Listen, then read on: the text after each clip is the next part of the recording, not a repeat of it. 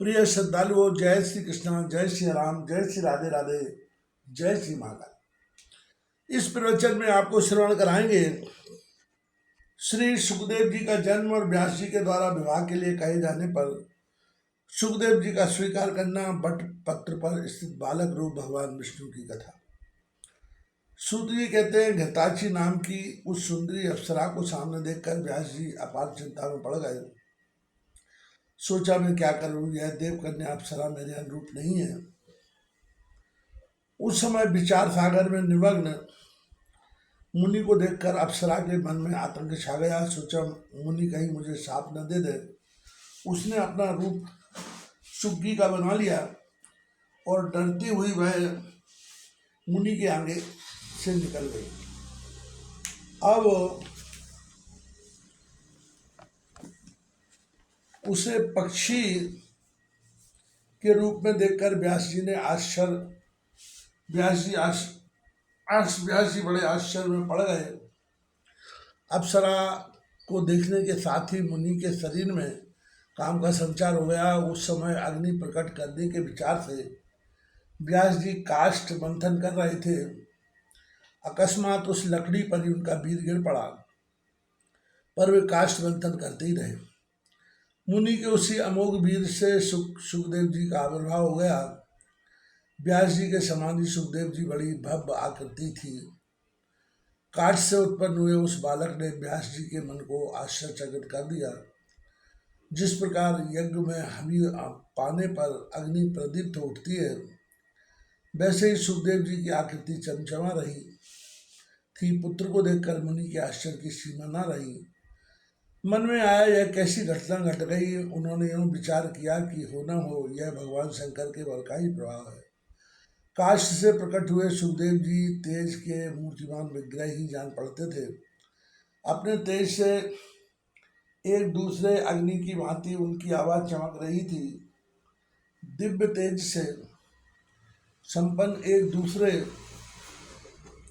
गारपत अग्नि की तुलना करने वाले एवं परम प्रसन्न पुत्र को जब मुनि ने देखा, तब उन्होंने तुरंत गंगा में गोता लगाया और फिर वे पर्वत के शिखर पर आ गए।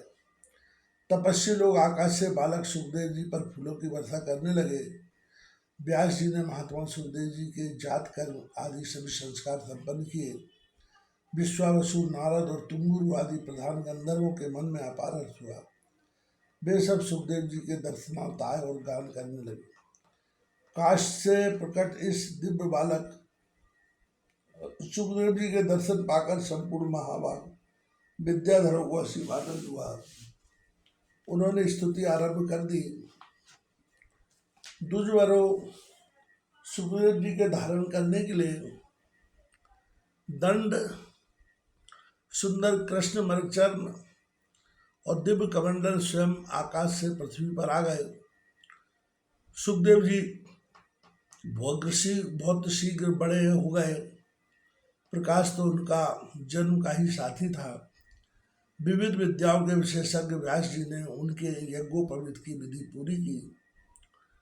जन्म के समय से ही रस और संग्रह सहित सभी वेद सुखदेव जी के पास उसी प्रकार विराजमान हो गए जैसे उन्होंने व्यास जी को सुशोभित किया था। मुनिवरों, पुत्रोत्पत्ति के समय व्यास जी ने घृताची अप्सरा को सुग्गी के रूप में देखा था, अतः बालक का नाम सुखदेव रख दिया। सुखदेव जी ने बृहस्पति को विद्या गुरु बनाया। ब्रह्मचर्य के व्रत में कोई भी विधि अधूरी नहीं रही। गुरुकुल में रहकर रहस्यों और संग्रहों सद संपूर्ण वेदों एवं अखिल धर्मशास्त्रों का उन्होंने भली भांति अध्ययन कर लिया। गुरु को दक्षिणा दे दी। समावर्तन हो जाने पर वे अपने पिता व्यास जी के पास आ गए। पास आए हुए पुत्र की ओर देखकर व्यास जी अत्यंत प्रसन्न उठे और सुखदेव जी को बारंबार उन्होंने हृदय से लगाया। वे उनके मस्तक सूंघने लगे। कुशल पूछने के पश्चात उत्तम विद्याधन के प्रसंग में बातचीत की। तुमने भली भांति विद्या पढ़ ली, यूं आश्वासन देकर व्यास जी ने सुखदेव जी को आश्रम पर रख दिया। तदनंतर व्यास जी सुखदेव जी का विवाह करने की बात सोचने लगे। उन्होंने सुखदेव जी से कहा कि अनंत तुम बड़े बुद्धिमान हो बेटा, तुमने सभी वेद और धर्मशास्त्र पढ़ लिए, अब अपना विवाह कर लो, गृहस्थ बनकर देवताओं और पितरों का यजन करो, पुत्र विवाह करके मुझे पितृ से मुक्त करना तुम्हारा परम कर्तव्य है। सुखदेव तुम बड़े बुद्धिमान हो, तुम्हें गृहस्थाश्रम में रहने पर मुझे महान सुख होगा। बेटा तुमने मुझे बड़ी आशा है, उसे तुम्हें पूर्ण करना चाहिए। महाप्राग अत्यंत कठिन तपस्या करने के पश्चात तुम अयोनिज का मैंने मुख देखा है। सुखदेव जी तुम दिव्य रूप हो, मैं तुम्हारा पिता हूँ, मेरी रक्षा करो।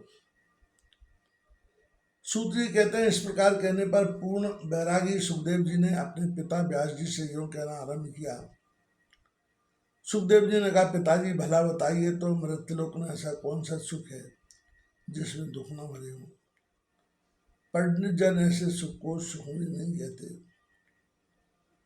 महाभाग विवाह कर लेने पर मैं स्त्री के वश में हो जाऊंगा, पराधीन हो जाने पर विशेषतः जब स्त्री मुझे अपने काबू में कर लगी तब मेरे लिए कौन सा सुख रह जाएगा।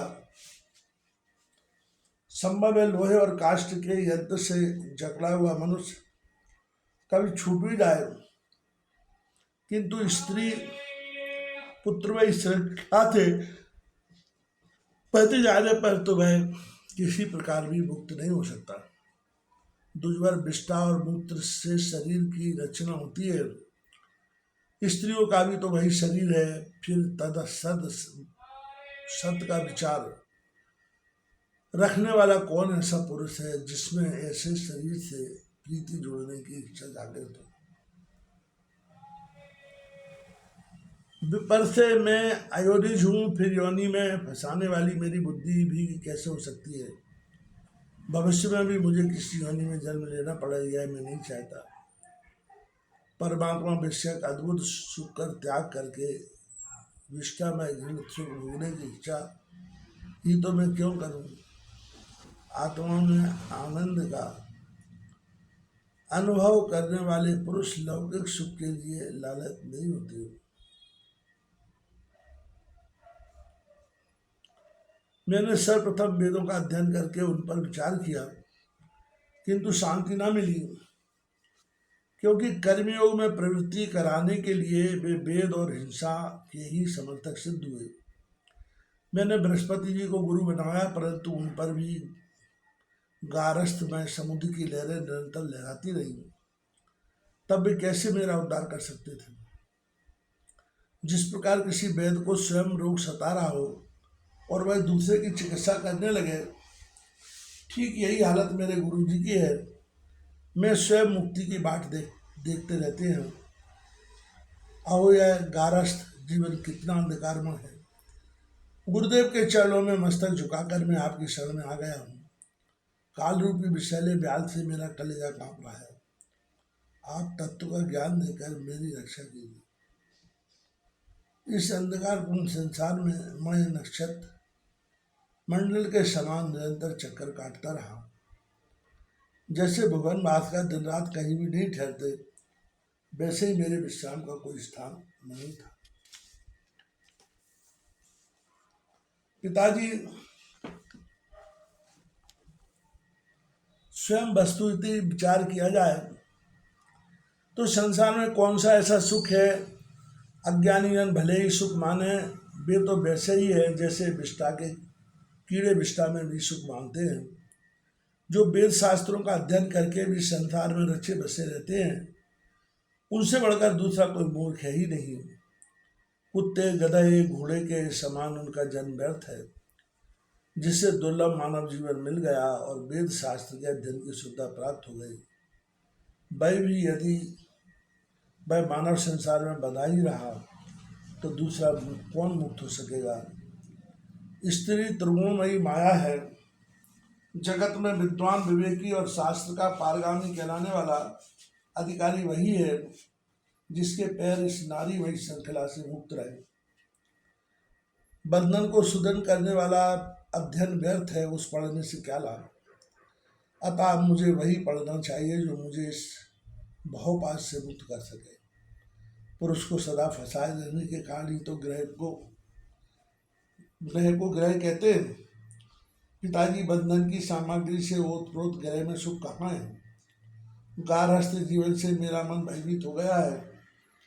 जिनकी बुद्धि मारी गई है तथा जो भाग्य से वंचित है, वे ही अविवेकी जन मानव जन्म पाकर भी फिर इस बंधन में पड़ते हैं।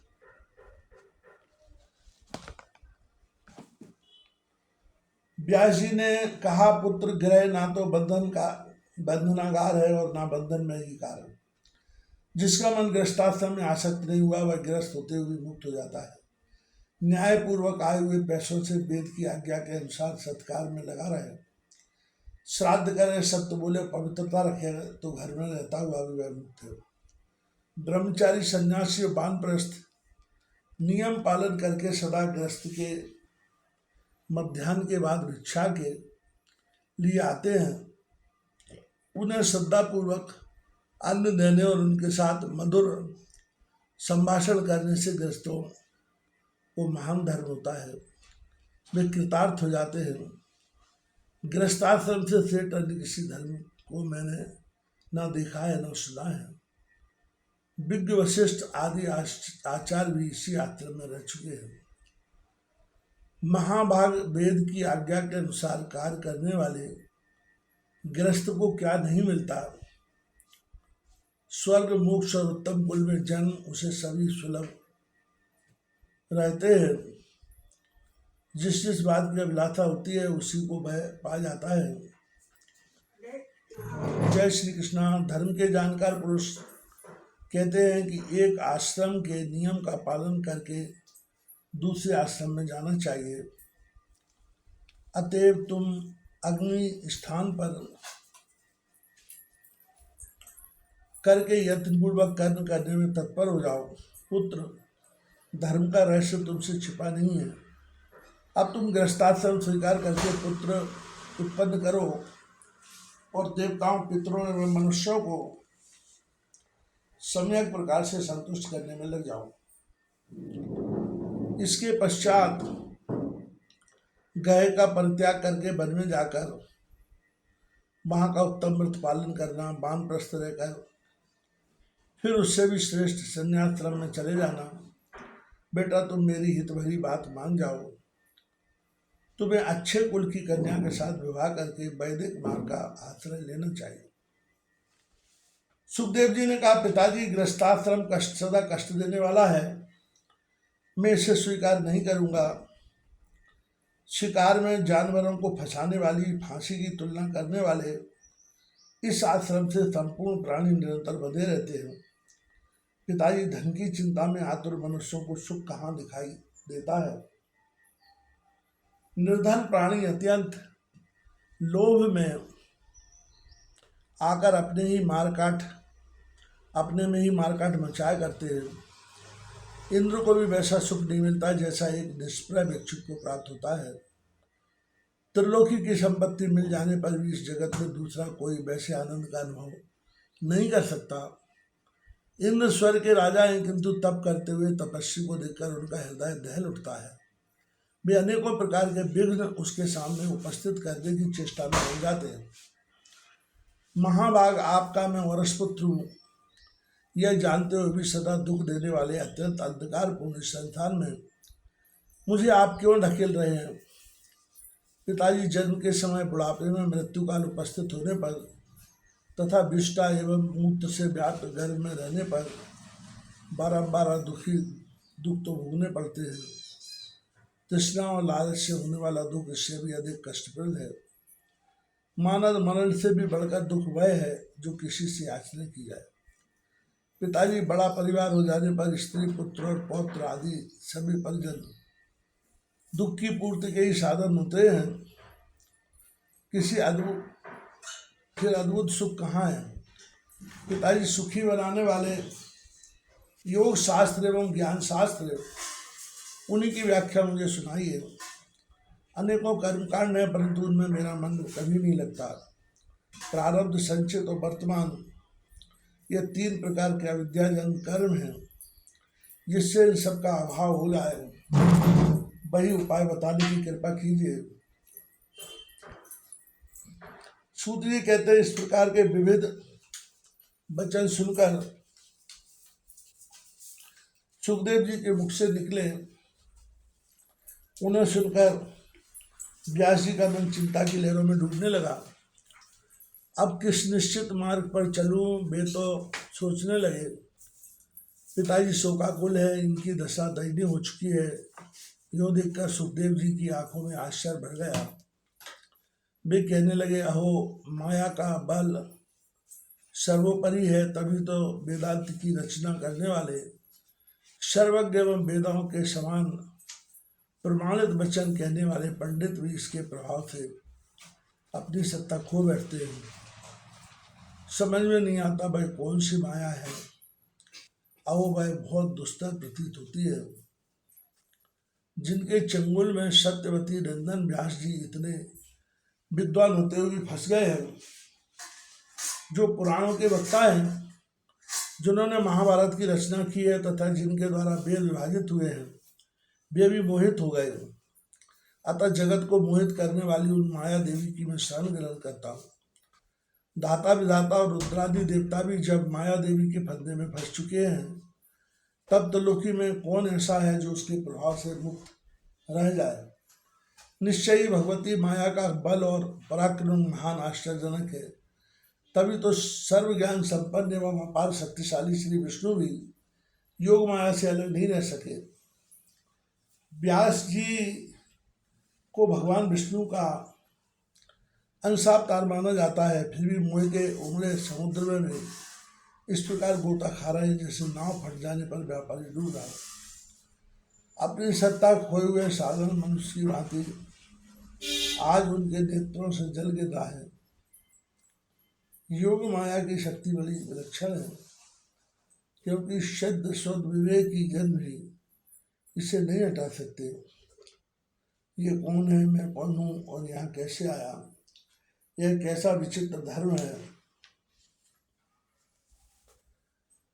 यह संसार 5 तत्वों से बना है। इसमें पिता पुत्र आदि का व्यवहार ही तो वासना है। मायावियों को भी मोह में डालने वाली है माया निश्चय ही असीम शक्ति संपन्न है, जिसके प्रभाव से प्रभावित हो जाने के कारण इस विप्र देवता व्यास जी के नेत्रों से भी आंसू झर रहे हैं। सूत जी कहते हैं, योग माया संपूर्ण कारणों की भी कारण है। सभी देवता उन्हीं से प्रकट हुए हैं।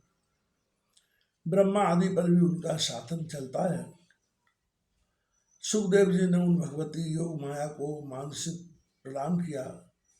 फिर व्यास जी की दयनीय दशा हो गई थी। वे शोक रूपी समुद्र में डूब रहे थे। कारण सामने रखते हुए सुखदेव जी उनसे कल्याणकारी वचन कहते हैं। महाभाग आप पारस जी के वरस पुत्र, सबको ज्ञान देना आपका स्वभाव ही है। भगवान, फिर आप साधारण ज्ञानी जन की भांति क्यों शोक कर रहे हैं। महाभाग, आज मैं आपका पुत्र हूँ। पता नहीं पूर्व जन्म में मैं कौन था और आप कौन थे। महान पुरुष इस भ्रम के चक्कर में क्यों पड़े। महामते, आप धैर्य पूर्वक विवेक का अनुसरण कीजिए। विषाद में मन को मलान करना अनुचित है। इस पिता पुत्र आदि व्यवहार को मूलजाल मानकर आप शोक करना छोड़ रहे हैं। मुने, आप बड़े बुद्धिमान एवं ज्योतिष शास्त्र में ज्ञाता है। अपनी विवेक शक्ति से मेरा ज्ञान दूर कीजिए, जिससे मैं गर्भवास के भय से सदा के लिए मुक्त हो जाऊं। माना गया जगत कर्म भूमि है, इसमें मनुष्य का जन्म पाना सबको सुलभ नहीं रहता। फिर यदि उत्तम कुल में मित्र के घर जन्म हो जाए, यह तो बड़ा ही दुर्लभ है। मैं अपने को बता हुआ मानता हूँ। मेरी यह धारणा चित्त से अलग नहीं हो पाती। जब बुद्धि जगत के जाल में फंस जाती है, तब द्रव्य पुरुष भी उसके उद्धारक होते हैं। सूत ये कहते हैं सुखदेव जी में असीम बुद्धि थी, उनकी बेश शांत था, वे मानसिक सन्यासी हो चुके थे। ऐसे स्वयं पुत्र के उपयुक्त बातें कहने पर व्यास जी बोले।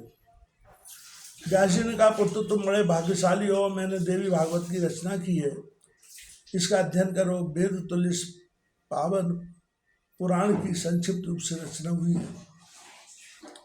5 लक्षणों से सुसंपन्न इस पुराण में 12 स्कंद हैं। मेरी समझ से यह पुराण संपूर्ण पुराणों का भूषण है, अतः सबसे प्रधानता इसी की है। महामते जिसके सुनने से ही सद असद वस्तु का सम्यक ज्ञान सुलभ हो जाता है, उसे देवी भागवत का अब तुम अध्ययन करो। भगवान विष्णु बालक रूप से बट वृक्ष पर सोए हुए थे। सोचने लगे, मैं क्यों बालक बन गया? किस चेतन पुरुष ने मेरी यह स्थिति कर दी? किस कार्य का संपादन करने के लिए मैं रचा गया हूँ? किस द्रव्य से मेरी यह रचना संपन्न हुई है?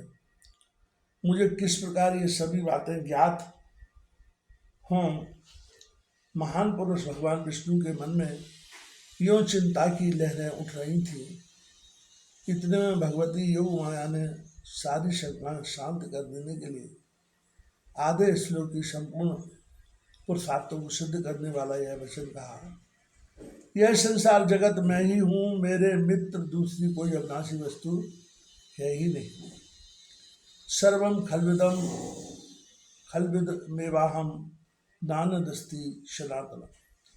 पहले तो भगवान विष्णु ने भगवती के ही इस वचन को मन में सम्यक प्रकार से समझकर तत्पश्चात वे सोचने लगे, किसके मुख से यह सत्यवाणी निकली है? इसका वक्ता स्त्री पुरुष अथवा नपुंसक कौन है? फिर इस प्रकार मुझे उसका परिचय प्राप्त हुआ। यों चिंतित रहते हुए उन्होंने भागवत को हृदय में स्थान दे दिया। बार बार उसी आधे श्लोक का उच्चारण करने लगे। अब उसी में उनका मन लग गया। फिर उनकी चिंता दूर नहीं हुई। वे बटपत्र पर सो गए। जब चित्त कुछ शांत हुआ तब भगवती योग माया उनके सामने प्रकट हुई। उनके 4 भुजाएं थी। उनका दिव्य विग्रह शंख चक्र गदा पद्म आदि दिव्य विग्रह शंख चक्र गदा आदि अनुपम आयुधों से सुशोभित था। उन्होंने अद्भुत वस्त्र पहन रखे थे। चित्र विचित्र भूषण उन्हें भूषित कर रहे थे। उन्हीं के सदस्य उनकी अंशभूता आदि को सखियां थी जो साथ में विराजमान थी। सुंदर मुग्धा मंद हास्य करती हुई ये भगवती महालक्ष्मी अमित तेजस्वी श्री विष्णु के ठीक सामने ही प्रकट हुई। सूत्री कहते हैं, उस समय सर्वत्र जल ही जल था। मन को मुग्ध करने वाली महालक्ष्मी के अचानक दर्शन पाकर कमल लोचन श्री विष्णु महान आश्चर्य में पड़ गए। रति भूति बुद्धि मति कीर्ति स्मृति धृति श्रद्धा मेधा स्वाहा स्वधा क्षुधा निद्रा दया गति तुक्षी पुष्टि क्षमा लज्जा जृंभा तंद्रा आदि शक्तियां उन महादेवी के साथ चारों ओर अलग अलग विराजमान थी। सबके हाथों में श्रेष्ठ आयुध सुशोभित थे। वे अनेकों आभूषणों से अलंकृत थी। पारिजात पुष्प की माला एवं मोती के हार उनकी छवि बढ़ा रहे थे। उस जलार्णव में भगवती महालक्ष्मी तथा उनकी शैचरी शक्तियों को देखकर भगवान विष्णु का हृदय आश्चर्य से भर गया। वे सर्वात्मा प्रभु इस घटना को देखते ही आश्चर्यचकित से होकर सोचने लगे, ये संपूर्ण स्त्रियां कौन हैं तथा बटवृक्ष की शैया पर सोने वाला मैं ही कौन हूँ? इस जलार्णव में यह बटका वृक्ष कैसे उत्पन्न हुआ और किस अज्ञान शक्ति ने मुझे सुंदर बालक बनाकर यह स्थापित कर दिया है? यह स्त्री कौन है? किस अनिर्वचनीय शक्ति ने क्यों मेरे आगे यह अद्भुत दृश्य उपस्थित कर दिया? अब मुझे क्या करना चाहिए, मैं कहाँ जाऊँ या कहीं ना जाकर सावधानी के साथ बाल स्वभावश चुपचाप यहीं लेटा रहूं। श्री सद्गुरुदेव।